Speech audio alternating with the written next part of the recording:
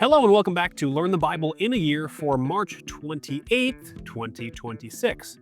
Today is National Something on a Stick Day. Whether it's a corn dog, a lollipop, or a shish kebab, today is the one day a year where putting your food on a stick is not just acceptable, but it is required. Today we're going to be covering Balaam's final prophecy, a tragic failure at the Baal Peor, Jesus raising a widow's son, and John the Baptist's moment of doubt. So let's dive right into it. All right, diving into our Old Testament reading in Numbers 23 through 25, yesterday we saw King Balak hire the diviner Balaam to curse Israel. But God hijacked Balaam's mouth to speak only blessings. It's one of the funniest miracles in the Bible to me. I find it to be funny. Now, today, Balak is getting desperate. He moves Balaam to a third location, hoping that a change of scenery will finally produce a curse. But instead of looking for omens this time, Balaam just looks over the camp of Israel, and the Spirit of God comes upon him. He delivers his most powerful oracle yet, predicting a future king, a star out of Jacob and a scepter out of Israel who will crush Israel's enemies. This is a clear early pointer, of course, to the coming Messiah, Jesus. Now, Balak is furious. I mean, talk about wanting your money back. He hires a guy to curse a nation, and all he can do is bless them. I mean, gosh, buyer's remorse, right? So he fires Balaam on the spot and sends him home without pay. That makes sense. But the story takes a dark turn in chapter 25. While Israel is camped in Shittim, the men begin to have inappropriate relations with the Moabite women who invite them to sacrifice to their local gods, specifically the Baal of Peor. God's anger burns against Israel and a deadly plague breaks out. Now, a question you might have here is why did Israel suddenly fall into this trap right after God had just protected them from Balaam's curses?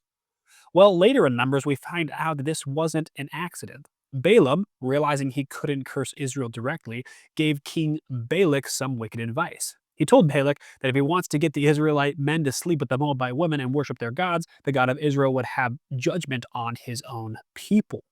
It's kind of one of those the enemy of my enemy is my friend type of situation. It's a strategy of internal sabotage, and it worked until a priest named Phineas found out what he was going to do today, and he took decisive, zealous action to stop the blatant sin happening right in front of the tabernacle. The Hebrew word used to describe Phineas's motivation is kana, spelled Qana, which means zeal or even jealousy.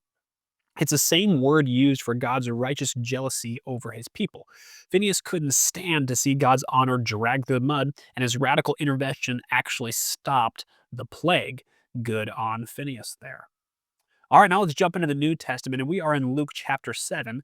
Now, yesterday we saw Jesus heal a Roman centurion servant from a distance, marveling at the man's faith. And today Jesus approaches a town called Nain and walks right into a funeral procession, obviously. A widow is burying her only son. Now, in that culture, a widow without a son is completely vulnerable, facing a future of absolute poverty and destitution. It's a real bad situation for this lady. When Jesus sees her, the text says that his heart went out to her. The Greek word here is, I'm going to say it poorly. I say this word poorly every single time, but splagchinomai, once again, said that word wrong, but splagchniziomai, which basically means to be moved with compassion deep within your gut. It's a visceral and physical reaction to someone else's pain. Now, Jesus steps up and touches the coffin, which normally would make a rabbi ceremonially unclean. And he tells the dead young man to get up, and he does. And Jesus gives him back to his mother, and the crowd is filled with awe, as you might imagine. You probably would be too. Now, right after this incredible display of power, we get a surprisingly vulnerable moment from none other than John the Baptist. John is sitting in prison, and he sends his disciples to ask Jesus, "Are you really the one we've been waiting for, or should we expect someone else?" Think about that. This is the same John who baptized Jesus and saw the Spirit descend like a dove onto Jesus and the voice calling out from the clouds that this is my son. But now, suffering in a dark cell as he was, his expectations of what the Messiah would do aren't really matching up with his current reality. Now, Jesus doesn't scold John. Instead, he points to the evidence. He says, "The blind see, the lame walk, the dead are raised, and the poor hear good news." Then Jesus says something kind of wild. He says that among everyone ever born, no one is greater than John.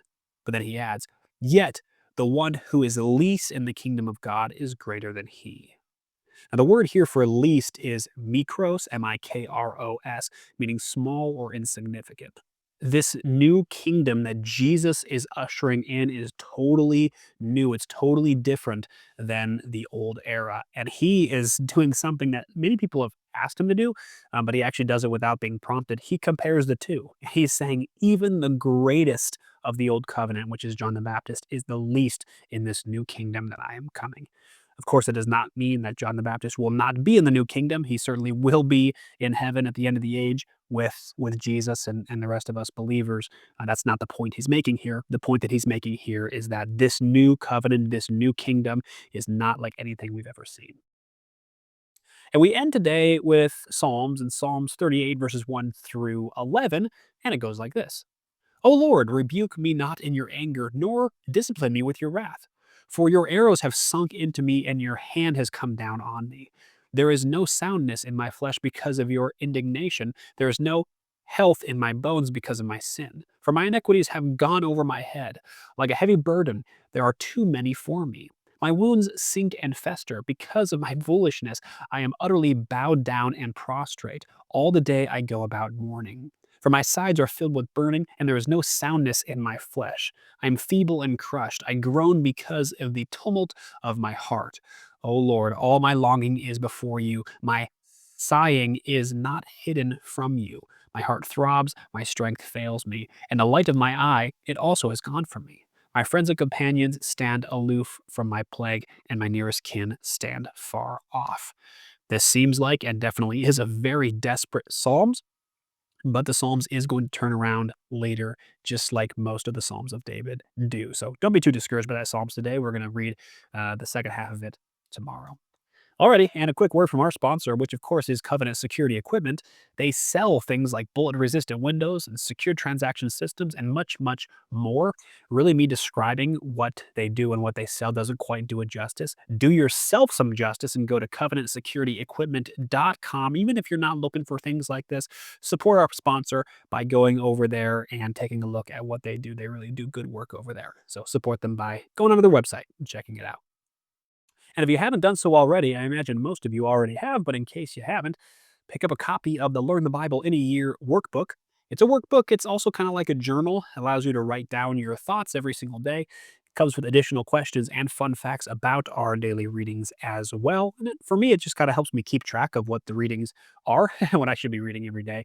Um, Things like that. So the link to the digital version and the paperback version, both of those are in the show notes. So check it out there. All right, what was your main takeaway from today's reading? My main takeaway, for sure, was John the Baptist. Now, Jesus says, without a doubt, John the Baptist is the greatest man that's ever lived that's born of women, meaning besides himself, he's the greatest man that's ever lived. Think about that. Think about Moses. Think about David. Think about Joshua. Think about, Isaiah, all these different people who have lived great, great, great men, but John the Baptist is the greatest. Jesus says so right then and there. And yet, even the greatest man still has doubts sometimes.